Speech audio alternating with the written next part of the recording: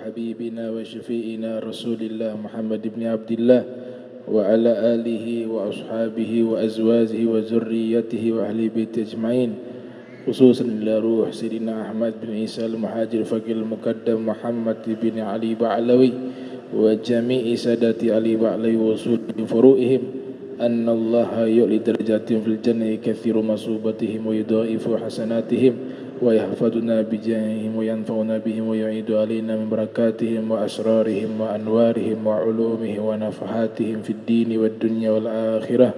الفاتحة. بسم الله الرحمن الرحيم. الحمد لله رب العالمين الرحمن الرحيم مالك يوم الدين إياك نعبد وإياك نستعين اهدنا الصراط المستقيم صراط الذين أنعمت عليهم غير المغضوب عليهم ولا الضالين آمين. السلام عليكم ورحمة الله وبركاته.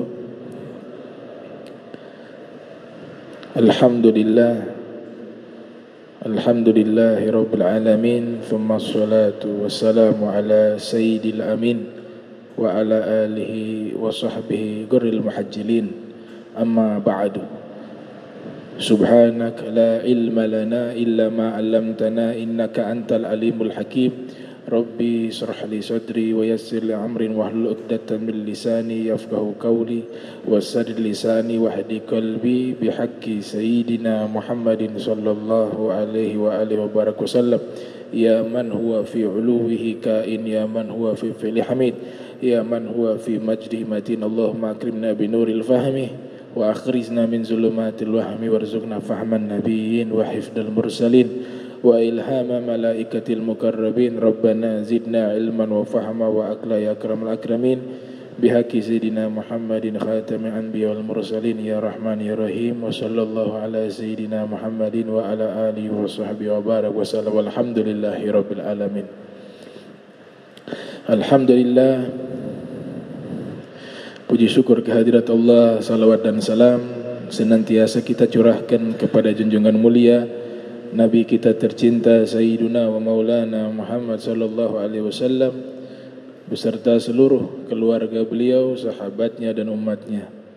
Yang sama-sama kita muliakan Imam Masjid Al-Muttaqin Aminonci Albar. Semoga Allah Ta'ala berikan kesehatan, panjang umur, sehat wal-afiyah. Al-Fatihah. Bismillahirrahmanirrahim. Alhamdulillahirabbil alamin arrahmanir rahim maliki yaumiddin. Iyyaka na'budu wa iyyaka nasta'in ihdinas siratal mustaqim siratal ladzina an'amta 'alaihim ghairil maghdubi 'alaihim waladdallin amin. Al-hadits ats-tsamin 'ashar an Abi Dzarr Jundub ibn Junadah wa Abi Abdurrahman Mu'adz bin Jabal radhiyallahu ta'ala anhuma an Rasulillah sallallahu alaihi wasallam qala ittaqillaha haitsu ma kunta wa atbi'is sayyi'atal hasanata tamhuha wa khaliqin nasa bi khuluqin hasanin. Rawahu Tirmidzi wa qala haditsun hasanun wa fi ba'di nusakh hasanun sahih. Kita masih membahas hadis yang ke-18 yang diriwayatkan dari Abi Dzar Al-Ghifari dan Sayyidina Mu'adz bin Jabal.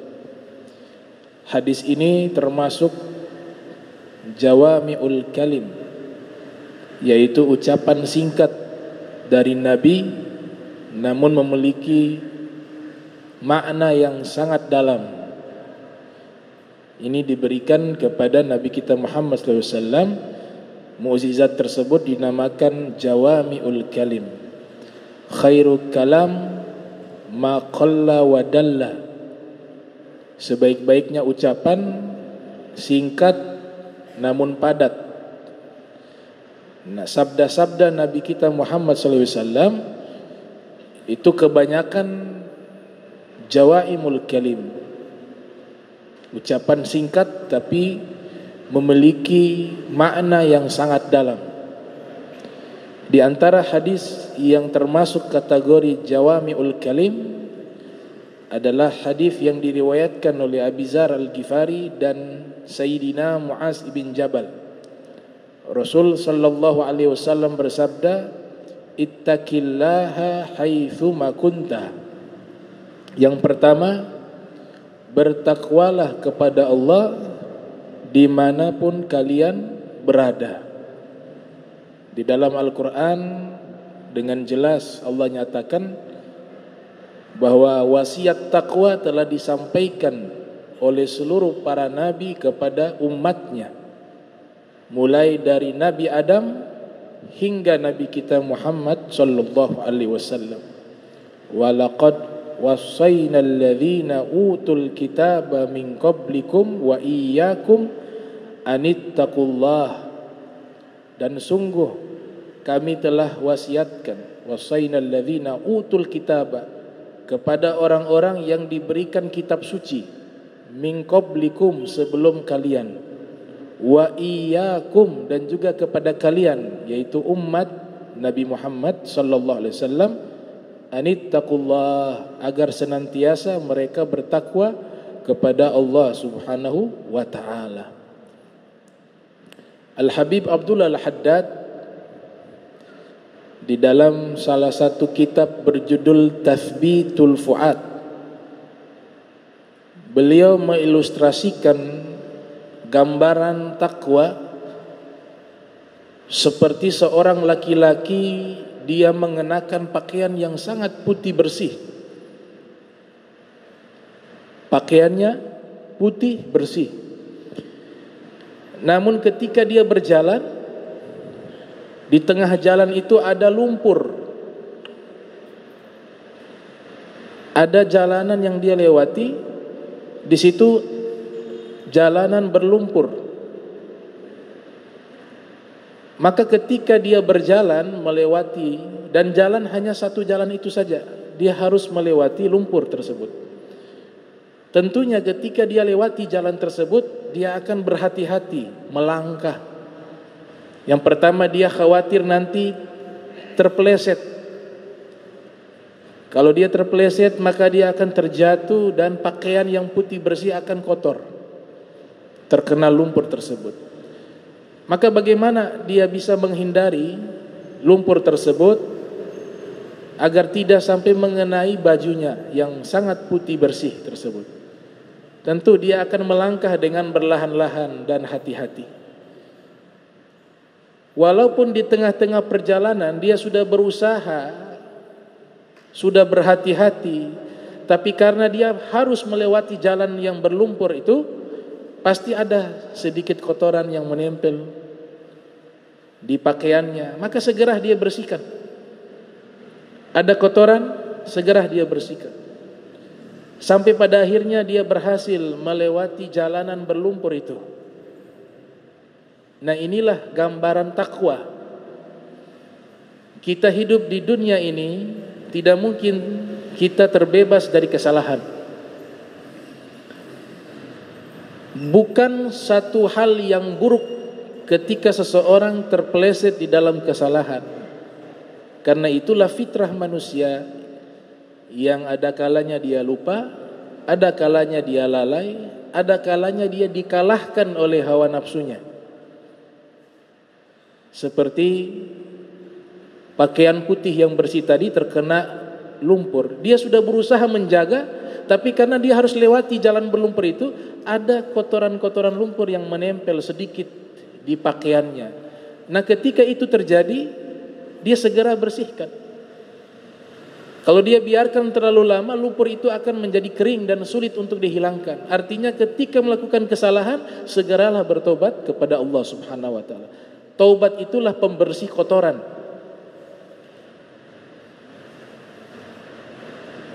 Nah, ini ilustrasi takwa. Ketika seseorang berusaha menjaga pakaian putihnya dari kotoran lumpur, maka itulah yang namanya takwa. Takwa itu salah satu maknanya adalah menjaga dirinya tidak terjerumus di dalam perbuatan dosa. Kalaupun terkena, dia segera bertobat kepada Allah Subhanahu wa taala. Ini ilustrasi sederhana yang digambarkan di dalam kitab Tathbitul Fuad oleh Al-Habib Abdullah Al-Haddad. Pakaian putih melambangkan manusia seluruhnya suci, karena kita terlahir tidak membawa dosa warisan. Kullu maulud yulad 'alal fitrah. Hadis yang diriwayatkan oleh Imam Malik yang lahir tahun 93 Hijriah, wafat 179 Hijriah, di dalam kitab Al-Muwatta. Beliau menyatakan Rasul bersabda, kullu mauludin, kullu di sini kullunya bukan ba'di. Kalau kullu bid'atin dolalah itu kullunya sebagian. Tapi kalau kullu mauludin itu mutlak. Setiap anak yang lahir semuanya mereka terlahir dalam keadaan bersih, tidak membawa dosa. Kata fitrah bersih di sini melambangkan pakaian putih dari seseorang yang berjalan di tengah lumpur tadi. Lumpur melambangkan dosa, kotoran. Karena pakaian putih ini kita berjalan dalam keadaan bersih, tapi perjalanan hanya satu jalanan, yaitu jalanan berlumpur, maka ketika kita berjalan kita harus berhati-hati. Itulah namanya takwa. Hati-hati bertindak, hati-hati melakukan perbuatan dosa. Memang para fuqaha, para ulama intelektual Islam, di kalangan para fuqaha mereka membagi dosa. Ada dosa besar, ada dosa kecil, ada kabair, ada sogair. Itu pembagian dosa. Sehingga para ulama dari kalangan ahli hadis seperti Al-Imam Az-Zahabi yang lahir 673 Hijriah, wafat 748 Hijriah, beliau menulis satu kitab berjudul Al-Kabair. Al-Kabair artinya dosa-dosa besar. Di dalam kitab tersebut memuat riwayat-riwayat yang membahas tentang jenis-jenis dosa-dosa besar. Demikian juga ulama ahli fiqih bernama Al-Imam Ibnu Hajar Al-Haytami menulis satu kitab berjudul Al-Iqtiraf Minal Kabair, yang artinya membahas tentang kumpulan-kumpulan dosa-dosa besar. Al-Iqtiraf Minal Kabair. Artinya para ulama intelektual dari kalangan ahli hadis dan ahli fikih, mereka masih mendefinisikan dosa itu ada tingkatannya. Ada dosa besar, ada dosa kecil. Dan ini dinyatakan oleh Imam Ali bin Abi Thalib karramallahu wajha, la kabirata ma'al istighfar. Tidak ada dosa besar jika diiringi dengan istighfar. Ajaban liman yahliku wa mahul istighfar. Ajaban liman yahliku wa ma'ahul istighfar. Sayyidina Ali mengatakan, saya heran jika ada umat Islam yang celaka di akhirat, padahal di saat dia hidup masih ada istighfar. Kata Imam Ali bin Abi Thalib. Imam Ali mengatakan tidak ada dosa besar jika diiringi dengan istighfar. Maknanya sebesar apapun dosa seorang hamba, selama dia muslim, jika dia ingin bertobat kepada Allah, maka Allah akan menghapus seluruh dosa-dosanya dengan syarat taubat yang sebenar-benarnya taubat. Ya ayyuhalladzina amanu tubu ilallahi taubatan nasuha. Syaratnya taubatan nasuha. Wahai orang-orang beriman, bertobatlah kepada Allah dengan taubat yang sebenar-benarnya. Jadi Allah menyatakan orang beriman juga punya kesalahan. Karena Allah memanggil wahai orang-orang beriman, bertobatlah. Artinya orang beriman itu bukan orang yang tidak punya dosa, tidak punya salah. Orang-orang beriman punya salah, tapi segera dia bertobat, segera dia sesali, segera dia perbaiki kesalahannya. Makanya Allah memanggil wahai orang-orang beriman, bertobatlah kepada Allah dengan taubat yang sebenar-benarnya. Taubatan nasuha. Namun ulama Kalangan para sufi mereka tidak membagi dosa. Semua dosa itu besar bagi mereka. Ini perbedaan antara para ulama intelektual dengan para ulama irfani. Irfani itu ulama yang sudah merasakan zauq, kedekatannya dengan Allah Subhanahu wa taala. Di kalangan para sufi, para asfiya. Para asfiya semua dosa bagi mereka besar, tidak ada yang kecil. Karena yang dia lakukan pelanggaran dari aturan Sang Maha Besar, Allah Subhanahu wa taala. Kita membaca Allahu Akbar, Allah Maha Besar. Itu makna Allah Maha Besar. Makna hakikatnya bukan Allah lebih besar dari segala sesuatu. Karena sesuatu itu makhluk. Tidak layak Allah dibandingkan dengan makhluk. Kalau mau buat perbandingan harus selevel. Contohnya Zaid a'lam min Umar ilma. Zaid lebih pintar daripada Umar. Zaid lebih alim daripada Umar. Zaid dan Umar kedua-duanya adalah manusia. Selevel untuk membandingkan. Tapi kalau Allah, Allahu Akbar, Allah lebih besar dari segala sesuatu. Segala sesuatu itu makhluk. Maka tidak layak membandingkan Allah dengan makhluk. Ternyata punya makna lain. Memang benar para ulama di kalangan intelektual mereka menyatakan makna Allahu Akbar, Allah lebih besar dari segala sesuatu. Memang tidak salah secara zahir. Tapi kalangan ulama-ulama yang sudah masuk ke wilayah irfani, al-Islam, al-Iman, al-Ihsan, irfan, itu mereka mengatakan pernyataan itu keliru. Kenapa keliru? Karena membandingkan Allah dengan makhluk itu tidak selevel. Tapi yang dimaksudkan Allahu Akbar di situ adalah Allah lebih besar dari imajinasi makhluk terhadap Allah. Apa yang kita imajinasikan tentang kebesaran Allah itu lebih besar dari imajinasinya kita akan kebesarannya Allah. Sehingga mereka mengatakan di dalam hadis Nabi kita sallallahu alaihi wasallam bersabda, la fikrata fillah. La fikrata fillah. Tidak boleh berfikir tentang Allah, karena pasti imajinasi kita akan salah kepada Allah. La fikrata fillah. Tafakkaru fi ayatillah wa la tafakkaru fillah atau fi dzatillah.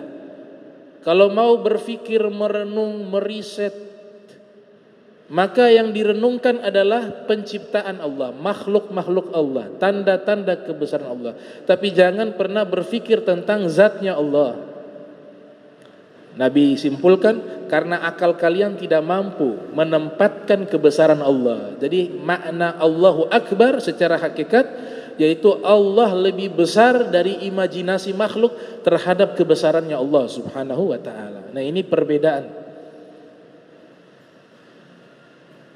Para fuqaha membagi dosa, dosa kecil, dosa besar. Para asfiya semua dosa besar, tidak ada yang namanya kecil. Karena sedang melakukan dosa kepada Sang Maha Besar, Allah Subhanahu wa ta'ala. Para ulama coba menjelaskan makna takwa. Takwa ini memiliki banyak artian, memiliki banyak definisi. Di antaranya takwa bermakna takut. Takwa bermakna takut. Sebagaimana disebutkan di dalam firman, qu anfusakum wa ahlikumun naro. Qu di situ diambil dari akar kata yang sama dengan takwa.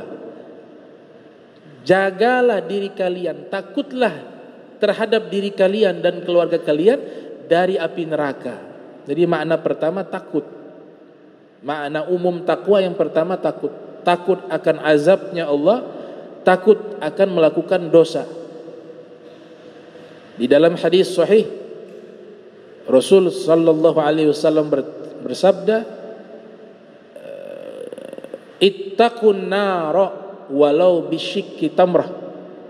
takutlah terhadap api neraka. Ittaqu itu makna takwa, tapi memiliki arti pertama, takutlah kepada Allah, takutlah terhadap api neraka. Ittaqun nar walau bisyikki tamrah, walaupun sedekah sepotong korma. Jadi makna umum yang pertama, takwa itu artinya takut kepada Allah, takut melakukan dosa kepada Allah, takut akan azabnya Allah Subhanahu wa ta'ala. Makna kedua, takwa itu artinya qanaah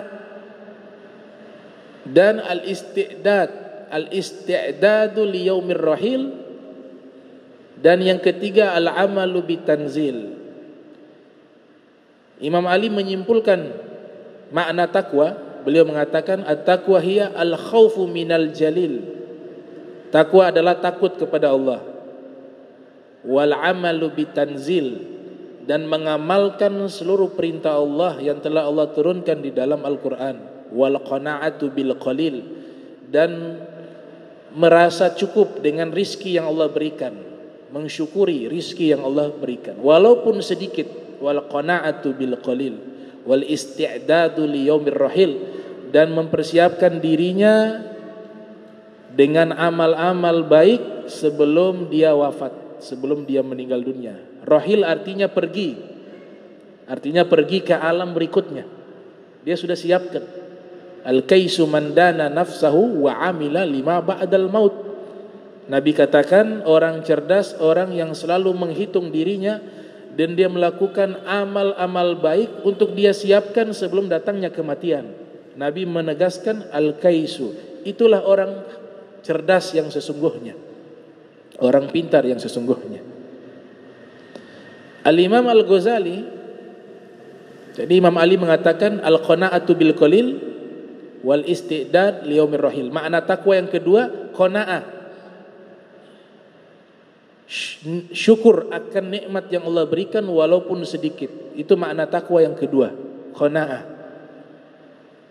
Dan juga mempersiapkan diri sebelum datangnya kematian. Ini dimasuk dua, yaitu dua, qanaah dan mempersiapkan diri sebelum datangnya kematian. Ini makna secara global makna takwa.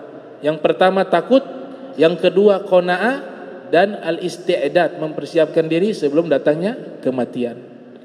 Makna ketiga daripada takwa, taat dan ibadah. Takwa itu taat dan ibadah. Al-Imam Abu Hamid Al-Ghazali yang lahir pada tahun 450 Hijriah, wafat 505 Hijriah, dinukilkan riwayat ini dari kitabnya Al-Habib Abdullah Al-Haddad. Imam Ghazali mengatakan takwa itu maknanya secara global tiga. Yang pertama al-khasyah wal haibah, takut.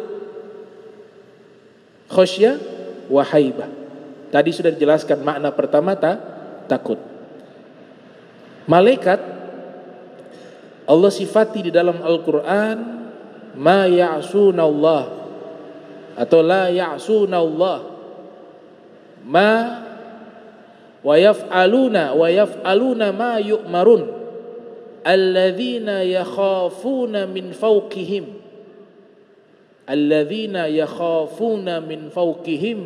wa la ya'suna Allah wa yaf'aluna ma yu'marun. Ini beberapa daripada penjelasan tentang keadaan malaikat. Malaikat itu alladzina yakhafuna min fawqihim.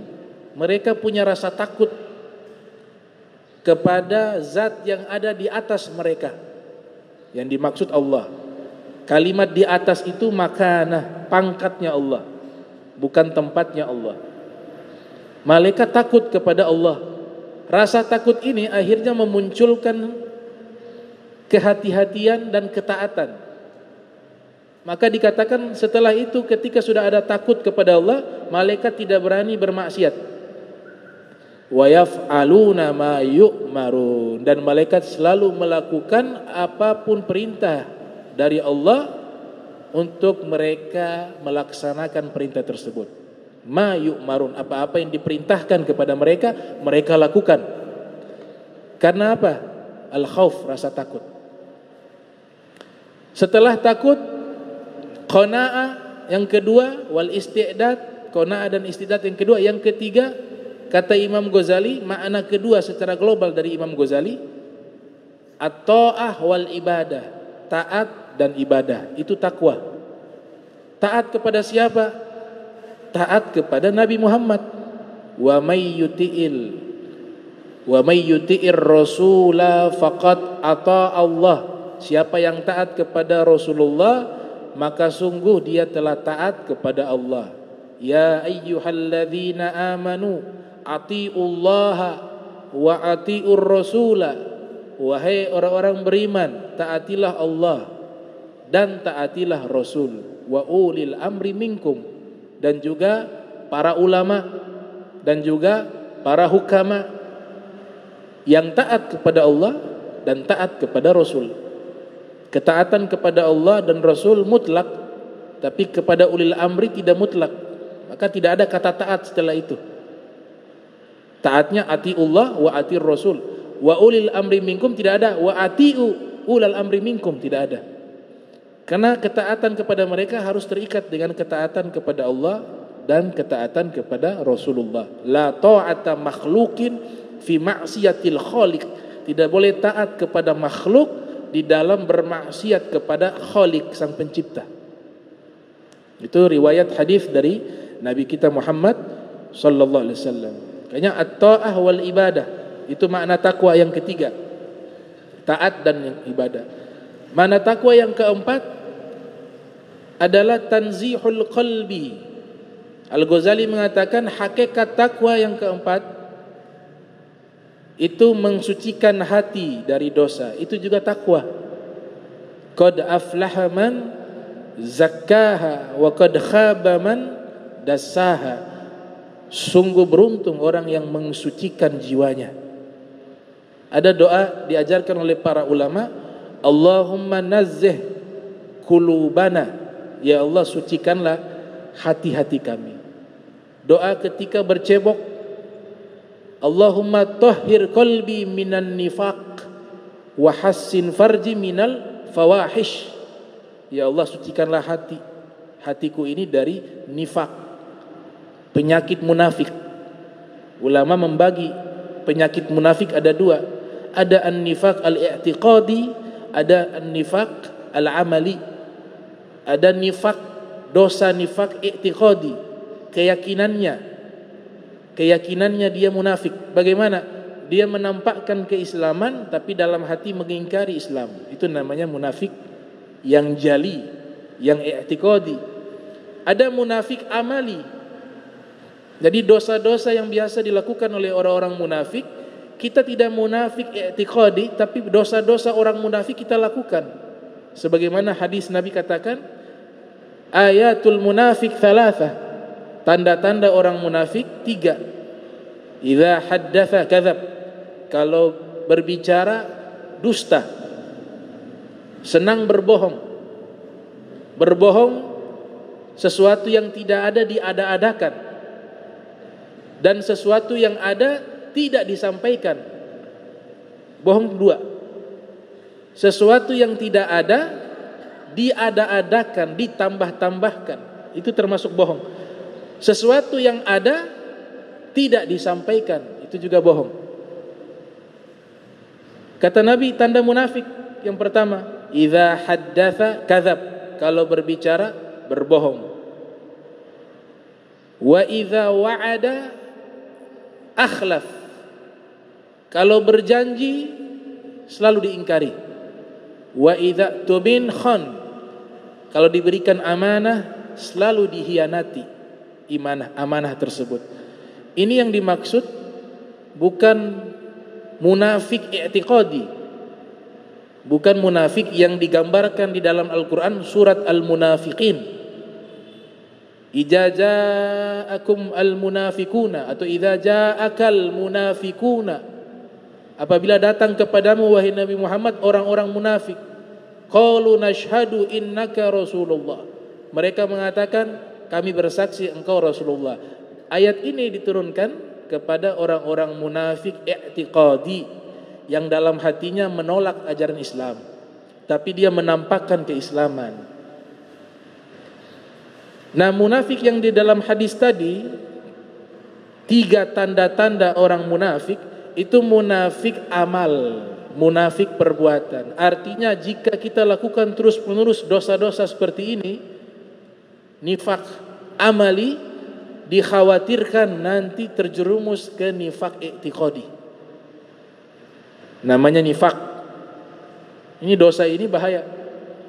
Kalau kita jadikan kebiasaan dosa-dosa seperti ini, maka nanti dikhawatirkan akan menjurus kepada keyakinan kita menjadi orang munafik yang hakiki. Na'udzubillah min zalik. Tahhir qalbi minan nifaq wa hassin farji minal fawahish. Jadi makna takwa yang keempat, mensucikan hati daripada dosa-dosa hati. Makna takwa yang kelima adalah al-wiqayah. Ada surat namanya surat Al-Waqiah. Surat Al-Waqiah itu artinya penjagaan, perlindungan. Nah, orang yang takwa selalu menjaga dirinya dari hal-hal yang membahayakan dan membinasakan dirinya. Nah, ini 5 makna takwa secara global. Kemudian Nabi SAW menyatakan, orang yang sudah merefleksikan nilai-nilai takwa di dalam hidupnya, dia diberikan gelar muttaqin. Diberikan gelar dengan nama muttaqin. Muttaqin itu orang yang sudah mencapai level orang bertakwa. Namanya muttaqin. Ada muslim, ada mukmin, ada muttaqin. Ada muhsin.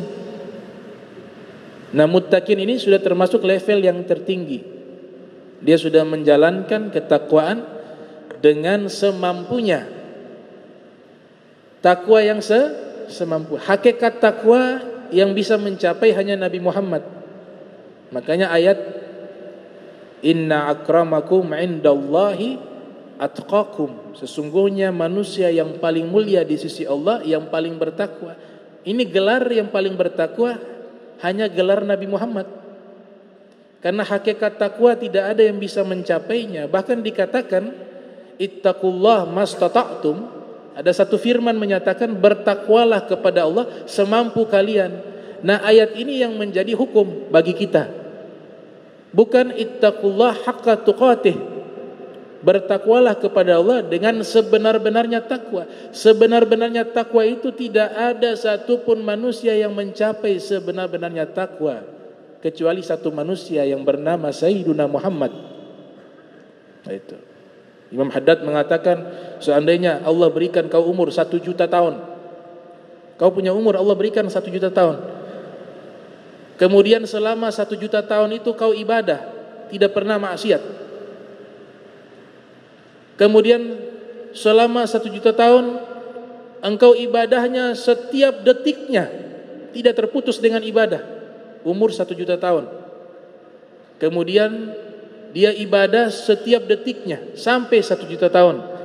1 juta tahun tidak pernah bermaksiat kepada Allah. Kemudian dia meninggal dunia.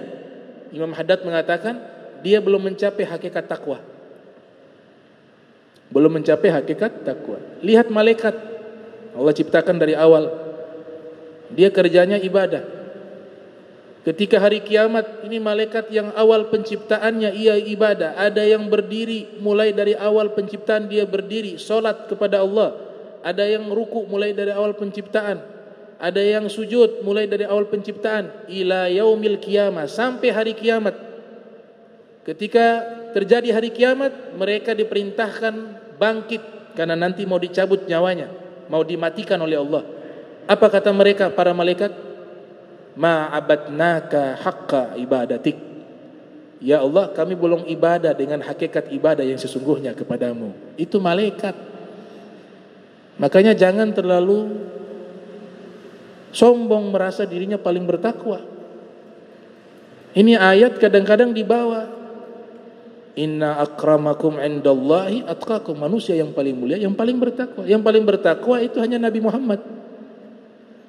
Yang lainnya ayat ini turun menghapus ittaqillaha atau ittaqullaha haqqa tuqatih wa la tamutunna illa wa antum muslimun. Dimansuh hukumnya itu dihapus, lafadznya masih ada. Bertakwalah kepada Allah dengan sebenar-benarnya takwa. Ini hukum sebenarnya takwa sudah dihapus, karena gak ada yang bisa mencapai kecuali hanya Nabi Muhammad. Turunlah ayat kedua, ittaqullaha mastata'tum, bertakwalah kepada Allah semampu kalian. Jadi kita punya takwa hanya semampu kita saja, belum mencapai hakikat takwa. Di Masjid Muttaqin diwasiatkan oleh para habaib, oleh guru-guru kita, lebih bagus pakai usikum wa nafsi bitaqwallah. Saya wasiatkan kepada kalian untuk diri saya juga, dan kepada kalian hendaklah bertakwa kepada Allah. Tapi kalau pakai kata ittaqullah haqqa tuqatih, dirinya tidak termasuk, karena lafaz ittaqullah kalian bertakwalah kepada Allah. Padahal khatib juga harus butuh kepada takwa. Kemudian ada kalimat haqqa tuqatih, dengan takwa yang sebenar-benarnya. Tidak ada yang bisa mencapai takwa yang sebenar-benarnya kecuali Nabi Muhammad sallallahu alaihi wasallam. Makanya Nabi selalu katakan di hadapan para sahabat.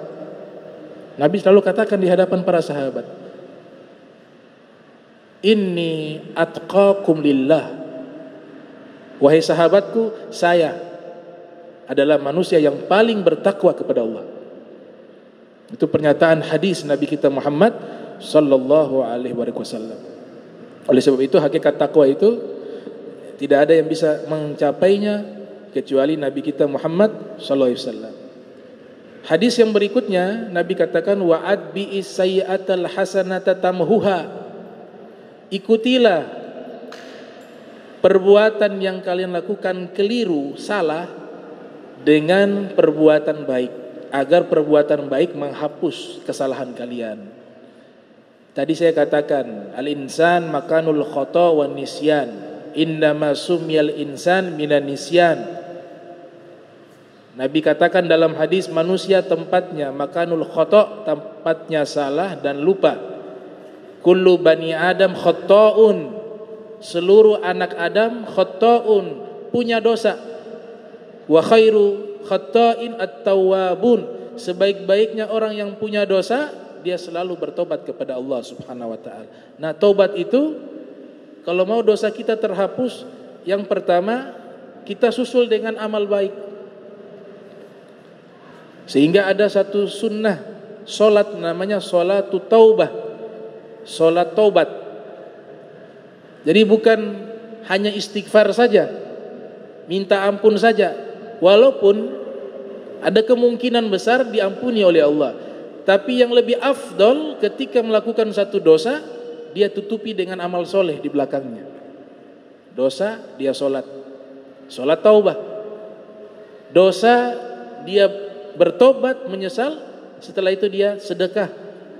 Dosa, setelah itu dia bertobat, ambil Al-Quran, baca Al-Quran, niatkan untuk kafaratuz dzunub dan seterusnya.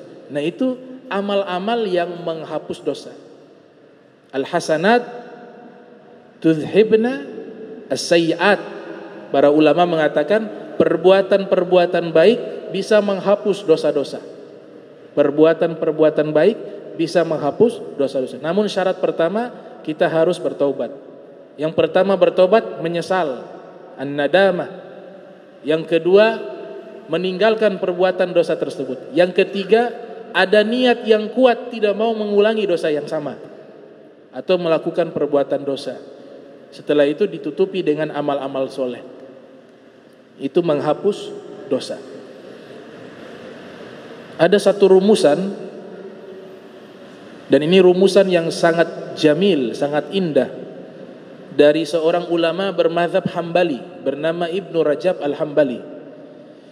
Beliau mengatakan di dalam satu kitab beliau punya syarah Sahih Bukhari. Beliau punya kitab tentang jadwal ibadah 1 tahun penuh. Beliau punya kitab Al-Farqu Baina Nasihat wa Ta'yir, perbedaan antara memberikan nasihat dan mempermalukan. Itu punya kitab banyak beliau, karya-karyanya banyak. Ada satu maqalah beliau, satu ucapan beliau yang sangat berharga. Beliau mengatakan, kalau kita ingin cari tahu amalan kita diterima oleh Allah atau tidak, maka lihatlah amal baik itu setelahnya disusul dengan amal baik tidak.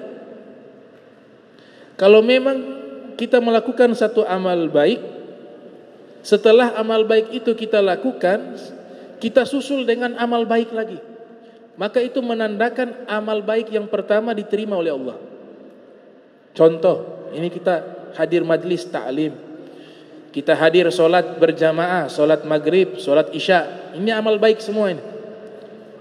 Tahu-tahu pulang dari solat kita melakukan maksiat, itu menandakan amal kita dari maghrib sampai isya Allah tolak, karena kita tutup dengan dosa. Dosa itu indikator menandakan amal kita yang pertama ditolak oleh Allah. Namun jika kita sholat maghrib, kemudian kita hadir majlis ilmu, menunggu waktu sampai isya, ini dihitung ibadah semua sampai isya. Habis sholat isya kita sholat witir, selepas kita pulang kita baca Al-Quran, ibadah. Itu menandakan amal kita dari maghrib tadi sampai isya, sampai kita pulang, itu diterima oleh Allah subhanahu wa ta'ala. Itu rumusan yang sangat indah dari ulama bernama Ibnu Rajab Al-Hambali. Dan beliau seorang al-hafiz, orang yang sudah menghafal hadis, ratusan ribu hadis Nabi Muhammad SAW. Tidaklah beliau keluarkan pendapat ini, melainkan sudah ditajrib, sudah diuji coba, ya, dengan pengalaman-pengalaman spiritual beliau, sehingga itu ucapan dicatat oleh para ulama sebagai satu ucapan fawaid, ucapan yang sangat berfaedah untuk bisa kita amalkan. Wa khaliqin nasa bi khuluqin hasanin, dan yang ketiga, berakhlaklah dengan manusia dengan akhlak yang baik. Ini menandakan kesempurnaan iman kita. Akmalul mu'minina imanan ahsanuhum khuluqa. Dalam hadis Nabi katakan, paling sempurna keimanan seorang di antara kalian yang paling baik akhlaknya. Akmalul mu'minina imanan ahsanuhum khuluqa. Paling sempurnanya keimanan orang beriman yaitu ketika akhlaknya paling baik. Jadi makin baik keimanan kita, ketakwaan kita kepada Allah, maka pasti akan berdampak kepada baiknya perilaku kita. Karena ini dua hal yang tidak bisa terpisahkan. Tapi kalau belum baik juga perilakunya, akhlaknya, maka keimanannya belum sempurna, kata Nabi kita Muhammad SAW. Khiyarukum ahasinukum akhlaqa. Dalam riwayat yang lain Nabi katakan, orang terbaik di antara kalian yang paling baik akhlaknya. Riwayat yang lain Nabi katakan, inna ahsanal hasan al khuluqul hasan. Kebaikan yang paling baik adalah akhlak yang baik, kata Rasulullah sallallahu alaihi wasallam. Jadi hadis ini pendek, tapi kalau kita amalkan sudah sempurna ubudiyah kita kepada Allah. Yang pertama, takwa, hubungan ibadah kita kepada Allah, ibadah vertikal. Kemudian yang kedua, selalu mensucikan diri dari dosa dengan banyak bertobat. Yang ketiga, perilakunya baik kepada sesama manusia. Jadi hadis ini kalau kita amalkan, kita naik ke maqam yang disebut dengan rijal. Minal mu'minina rijalun sadaqu ma ahadullah alaih. Dari sebagian orang-orang beriman ada para rijal, orang-orang besar di sisi Allah yang mereka menepati janji mereka kepada Allah Subhanahu wa taala. Jadi rijal di sini bukan hanya makna perempuan, bukan hanya makna laki-laki, mohon maaf, tapi juga makna perempuan. Rijal. Insyaallah di pertemuan berikutnya kita bahas apa itu rijal yang dimaksudkan di dalam Al-Quranul Karim, yang Allah sebutkan rijal dan rojul satu orang laki-laki, rijal banyak laki-laki. Nanti kita jelaskan di pertemuan berikut. Mudah-mudahan ini bisa memberikan manfaat dan menambah keimanan kita dan ketakwaan kita kepada Allah Subhanahu wa taala. Bismillahirrahmanirrahim. Alhamdulillahirabbil alamin. Allahumma salli wa sallim ala sayyidina Muhammadin wa ala ali sayyidina Muhammad. Allahumma jam'ana hadza jam'a marhuma wa tafarraqana min ba'di tafarraqa ma'suma wa la tajal minna wa la minna syaqiyya wa la mahruma.